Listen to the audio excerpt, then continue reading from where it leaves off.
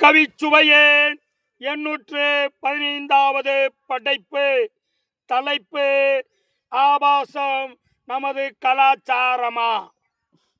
பெண்ணின் ஆபாசத்தின் வெளிப்பாடு, இது சபலத்திற்கு விடும் தூது. ஆபாசம் பெண்களுக்கு விளைவிக்கும் கேடு. இனி ஆபாசம் வேண்டாம், தவிர்த்து விடு. பெண்களுக்கும் வேண்டும் ஆடை கட்டுப்பாடு. ஆனால் ஆடை குறைப்பு ஆபாசத்தின் வெளிப்பாடு. ஆடை குறைப்பா நமது நிலைப்பாடு. ஆடை அலங்கரிப்பே நமது பண்பாடு. ஆடை குறைப்பு தான் நாகரீகமா? பெண்களே, இது நியாயமாகுமா? நீங்கள் என்ன ஆபாசத்தின் பயங்கரமா?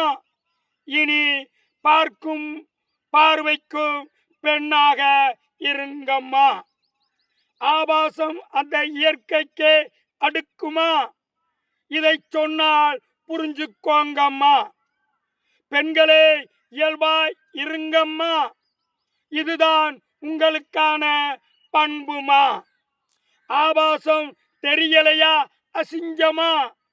இனி இதையும் சிந்தித்து பாருங்கம்மா.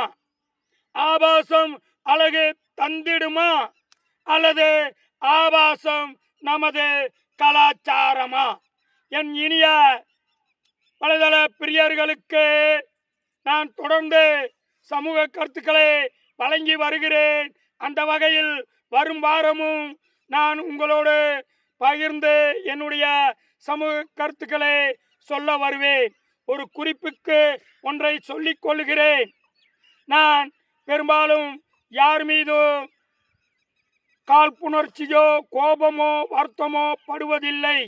ஆனால் சமூகத்தை வதைக்கும், சிதைக்கும், நமது கலாச்சாரத்தை உடைக்கும் வழிகளில் யாரு ஈடுபட்டாலும் அவைகளை தவிர்ப்பதற்கு ஒரு அன்பு வேண்டுகோள் விடுவது எனது சாமானியனின் கடமையாகவும் அதே சமயம் தமிழனின் உரிமையாகவும் சொல்லிக் கொள்கிறேன்.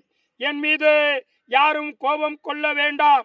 பெண்மையே, நீங்கள் அடக்கம் கொள்ளும் வரைதான் உங்களுக்கு உங்களின் பெருந்தன்மையும் உங்களின் அன்பும் உங்களுடைய எதிர்கால பண்பும் நமது கலாச்சாரத்திற்கு ஒத்து போக வேண்டும் என்பதற்கு இணங்கவே இந்த தலைப்பை எடுத்து உங்களுடன் பகிர்ந்து கொண்டுள்ளேன். மீண்டும் அடுத்த வாரம் வந்து உங்களோடு பல தலைப்புகளில் உரையாட